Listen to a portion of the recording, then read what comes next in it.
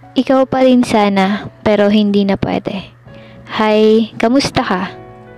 Naaalala mo ba ako? Ako nga pala yung taong minahal mo. Oo, dati yun, pero wala na ngayon. Wala na dahil meron ka ng iba. Pero ayos lang dahil nakikita kong masaya ka na.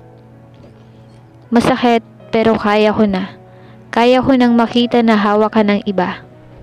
Tanong ko ulit, kamusta ka? Kamusta ka? Masaya ka na ba talaga? Kaya mo na ba na wala na ako?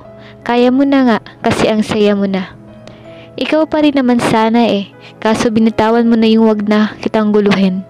Kaya ano pang dapat gawin kundi ang maging masaya ka? Kaya binigay ko lang yung gusto mo. Mahirap kasi eto, nagiging malungkot pa rin ako dahil gusto kong kamustahin ka pero sabi mo, tigilan na kita. Pero hayaan mo, wala pa rin akong iba, kundi ikaw pa rin sinta. Mga sirtang aking binitawan ay hanggang ngayon ay ikaw pa rin. Wala nga lang akong lakas kasi hindi na ako. Hayaan mo, binigay ko yung gusto mo. Kahit masakit, mahirap, wala Unti-unti ko nang iintindihan. Naiintindihan ko na wala na talaga. Hindi rin naman ganun kadali na kalimutan ka. Pero, makakaya ko lang, hayaan mo. Hindi na kita iisipin pa.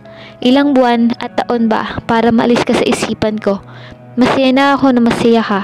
Gagawin ko din maging masaya kahit wala ka na.